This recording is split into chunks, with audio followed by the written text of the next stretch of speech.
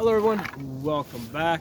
I want to tell you guys what a privilege and honor it is to be here sharing my 50th birthday with you guys here today. So I was born February 10th, 1972, 50 years old today. I've had a very happy life. And I want to basically share my story a little bit with you guys, particularly for some of the younger guys that might be just starting out. Maybe you'll get a couple of things out of this that might help you out. So, I first of all, let me say this: that coming out of grammar school, going into high school, I was a decent student, but I wasn't like an A student. Okay, I wasn't like I was a B student. Let's put it that way. Okay, so I was not the best student, and in a way that was kind of an advantage to the extent that I knew that I could not afford to make mistakes in my life, okay? Because sometimes people take high intelligence for granted, okay? I was a guy that said, hey, I got a decent amount of intelligence, right? But I'm not the smartest person in the world, and I have to do everything possible to give myself an advantage. Same thing applies to strength. I was a strong kid, right? But I wasn't the strongest one in the world, right? So I knew that I needed to go to the gym and work out. And basically started working out when I was like 16 years old, and from the time I was like 18, really from the time I was 17 till the time I was 40 years old, I pretty much trained like a power lifter. And after 40, I still work out, right? I have a private gym right here on this property. But after 40, just because as you get older, your tendons lose elasticity, I dropped the weight a little bit, increased the volume, but I still work out. Okay, so again, my mentality going into this is knowing that I'm not the smartest person in the world, not the strongest person in the world, so I needed to do everything I could to give myself whatever advantage I could. Okay. So this kind of goes now to planning, okay? Because that's the thing I want to talk to you guys. One of the things that I realized early on is I needed to plan things out so I would not make mistakes. And basically, as you go through life, there's different paths that present themselves. And once you start going down a path, right, you can't just jump over to the other path, right? You might be able to branch off and head back in some other direction. But once you go down the path, you have to make decisions along that path. You can't go back in time and redo things. So that's another thing that I realized early on, like when I was in high school, that I needed to make the right decisions. I could not afford to make big mistakes in my life. Okay, so one of the things I did early on, coming out of high school, going into college, is I did consider, hey, how about the military, right? Fun, exciting, play with guns, adventures around the world. What I did is I talked to people that were coming out of the military, not people that were going in or that were in there currently, right? People that had already been out, were coming out, or had already been out for a couple of years, and the vast majority told me that they were not very happy with that decision, that they didn't feel that it gave them a major advantage in life. Okay, so that's one of the things I kind of locked away into my head, and I said, hey, fine, let's not do that, because I don't want to go down that path, eat up 4 years of my life, and come out, and then decide, okay, what am I going to do now? Which is the position I saw a lot of people in at that point. Okay, so what I decided, I'm going to go to college, right? And I ended up going to Brooklyn College, and my mentality was I saw college as kind of like a trade school. I wanted to go in, get the necessary education so I can get out and make money. Okay, and here's the thing. One of the things I realized is, yes, money is not everything, but money frees you up to do the stuff that you like. Okay, so having money is a means to do the things that you want to do, because the problem is that if you take a career path that doesn't make money, I mean the only thing that you have is that because let's say you enjoy doing social work or something like that, right? And that's because you like helping people or something, right? So if it's something that you're not going to make a lot of money with, you're kind of stuck with that one thing, right? And the thing is that any job that you do every day right, and you don't have the choice of not doing, sooner or later you're going to start hating that job. Okay, so I wanted to put myself in a position where I was making good money and I would have the option of deciding what jobs I wanted to do. So I decided I was going to go study accounting, and I came out of college, and I was on the 5-year program, right? So instead of doing it in 4 years, I did it in 5 years. Came out in actually '94, which would have been my 4th year. I had started working part-time for an accounting firm. Started building up some knowledge. 1995, I graduated, and at that, what I did is after that 1 year, then I left that firm, went somewhere else. I started hopping around. Basically, I started doing job hopping. Every time I moved.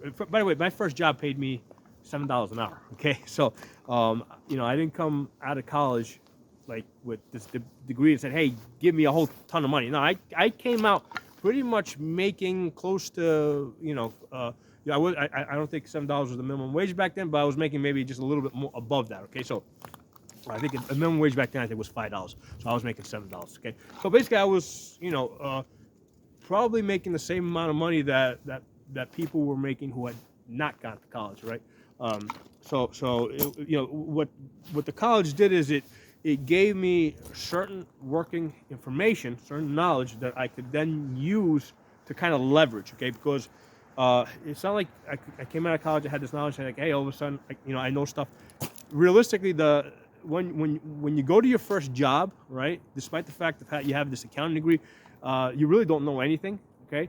It's not until that you get to that first job that you start learning how that stuff that you learned in college is supposed to be applied, okay? Because there's all sorts of shortcuts and things that are just like completely discarded, and other information that's useful that you're gonna learn, once you start working in the real world. Okay, so I started working, like I said, first job was like $7, worked there for about a year, moved on to the next job, get more money, learn a whole bunch of more stuff. And one of the things I was really good at was realizing where, because here's the thing, when you go to a job, in the first couple of months, you're gonna learn, there's a huge learning curve, right? You learn a lot more stuff when you first go to a job, right? In the first, let's say 3-4 months, then you're gonna learn, let's say, in the 3-4 months after that, and then the longer you're there, the less you're learning. Okay, you are learning new stuff, but you're learning it at a slower rate. And I wanted to be on the fast track. I wanted to move fast, keep moving up. And what I did is I started doing a lot of job hopping. So definitely every year I was at another job. In some cases, every 6 months I was at another job. But every time moving, trying to get more money every time I made this move. And by the time I was I think I was 28 years old, I did settle down with this one company that was doing they were a building supply company and also a construction company. And I stayed with them for 4 years. I did really good. And from that point, after I was there for 4 or 5 years, I was now at a point where I could take all this information that I had learned in the previous years and now apply it to myself so that I could become self-employed. Because here's the thing to understand, which is really important. Nobody is ever going to hire you, okay, so that you can make money, okay? People hire you so that they can make money, okay? So I never went into any job, right? Even though I was looking for a pay raise every time, the money was the secondary benefit. The primary benefit was trying to get knowledge and information, okay, that I could then later on use, right? Use it for myself, use it to advance myself. So in many cases, I actually turned down jobs where I didn't think, even though maybe they were paying more, I turned down jobs where I didn't think I would learn as much, okay? So I was always constantly looking ahead, trying to figure out, when I was applying for a job or trying to interview for a job, I wasn't looking at so much at that job so much as I was looking at the job after that, right? And 2 jobs after. I was looking at where I wanted to be. So by the time I think I got out of there when I was 31 years old or something. And at this point, I'm starting to, here's the thing, I'm not married, I don't have kids. At this point, I have actively decided, right, I've made the decision that I don't want to be tied down like that, right? I had made the decision, hey, I want to get myself financially established, all right, So before I settled down with a family, right? So I made decisions that would lead me in that direction, right? Because, you know, you know, so so at 31 years old now, I'm starting my own businesses, right? I'm getting involved in different businesses. Obviously my first job was just doing contracting work, so pretty much doing the same thing, but instead of getting a paycheck, I was getting a 1099. All right, so I'm working as a private contractor, right? Doing the same work, and then from there I started branching out, started investing in different businesses, small businesses, right? And then I did that for like another 10 years. And by the time I was 40, basically, you know what? I never took a mortgage from the bank, right?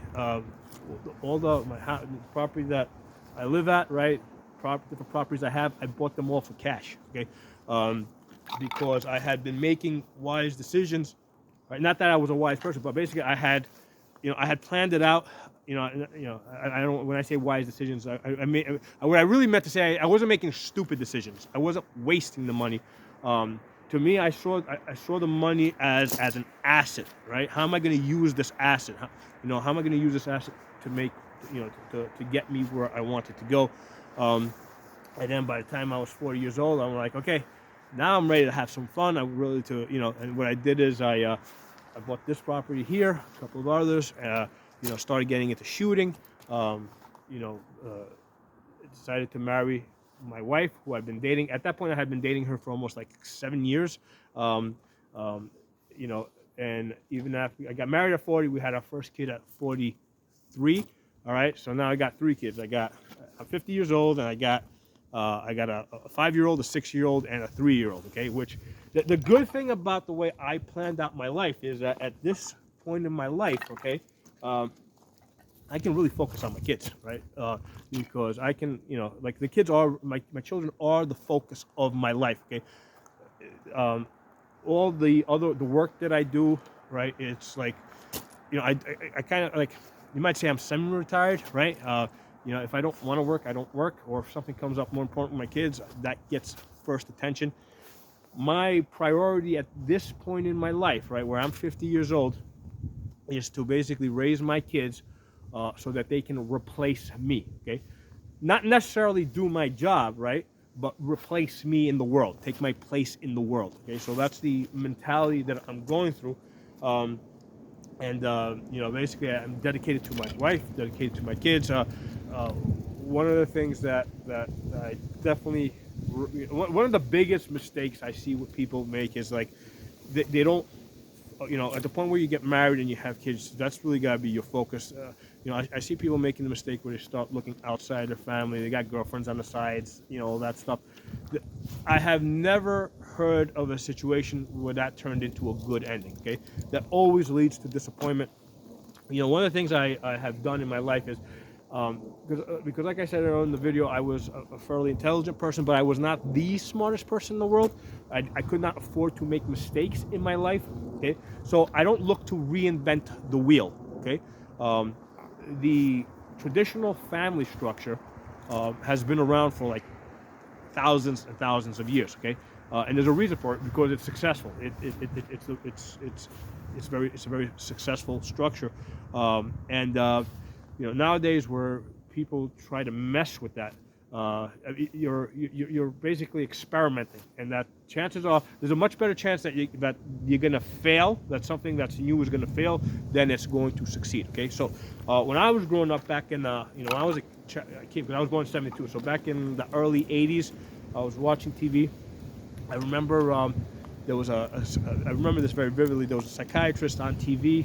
I don't even know how I ended up on the channel, but a psychiatrist on TV. He was discussing the high divorce rates, right, and the effect that it will have in the future. All right, so that was back in the '70s. Okay, nowadays, because back when late '70s, early '80s, back then that was like kind of like the strange thing, right? If you had a couple that was breaking up, that was kind of odd, okay? Nowadays, it's like a common thing, right? So at this point, we are like 3 generations into families that have been broken up, right? So it's a lot. So like a lot of the kids that I talk to today, it's like their parents and their grandparents have gone through a divorce, right? So these kids growing up today, and maybe even their great grandparents, right, depending on how young they are, right? So a lot of these kids today, they don't know what a family is supposed to be, right? Because back when I was growing up, right, in the 80s, it might be that maybe their parents had a divorce, but at least their grandparents were still together, and they had something to look at and understand that, hey, this is what, regardless of what I had, what situation, what my parents is like, they could look at their grandparents and they can say, okay, that's what it's supposed to look like. The problem that I see today is that kids, they don't have anything to look at and say, hey, this is what it's supposed to be like, because now they're like 3 generations into divorces. And that's why I think we've got a lot of these problems that we have in society, okay? And a lot of this has to do with the, and not to over politicize this, but what the Democrats has found is that single mothers tend to vote Democrat, right? Because they want that welfare money, right? So, and the Democrats are like, hey, let's give them that welfare money to make them dependent on us. So they're putting policies into place to encourage the breakup of the family because they think that that's going to get them more votes. Okay, so that's now again 3-4 generations into broken up families. Okay, so like I said, I just wanted to put this information out there. Mainly, I wanted to just celebrate my 50th birthday with you guys, but I also wanted to, for some of the new guys watching this, younger guys, not new guys, younger guys, right, watching this, I wanted to kind of lay out my life and what has been successful, what has gotten me to the point where I can do this every day, okay? And that's planning, okay? It wasn't being super smart, okay? It wasn't not making mistakes, because there was plenty of mistakes I made, mistakes that got me fired, right? But here's the thing, that's something that you could come back from, okay? You can, because a lot of times what I would do is I would go to these job interviews and I would oversell myself, right?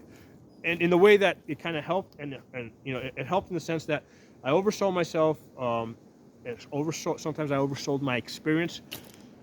But here's the thing, once you get to that job, usually you might be there for, in my case, I was there for a couple of months before, they realized I wasn't so as experienced as I maybe had sold myself to be. But while I was there, I was learning, I was doing and learning the thing that, that I said I was good at. So when I went to the next job, I was very good at it, right? So sometimes I oversold myself, but that ended up being a springboard for the following job. Okay, so again, and I kind of recognized that. I realized I was running a risk when I was doing that, but I was always looking long term, looking where I wanted to be, and really focused on what skills do I want, what skills do I want to develop, and what is going to get me to the place I want to be. So I think I mentioned this earlier in the video. Nobody's going to hire you so that you can make money, right? People are hiring you so that they can make money. And myself too, I've had businesses. When I hire people, I don't hire anybody so they can make money. I hire, I give them just enough money so that they'll stay in the job so I can make money, okay?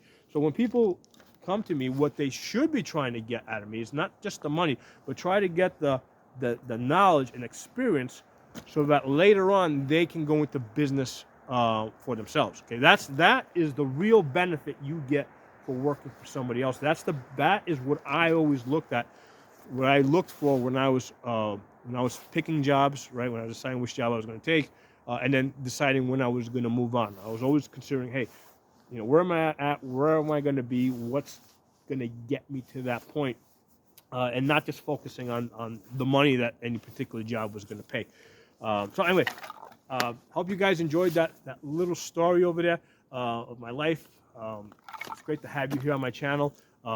Drop some comments below. If you're not a member of the channel, subscribe and hit the bell button so you get notification of new videos I put up. I'll talk to you all soon.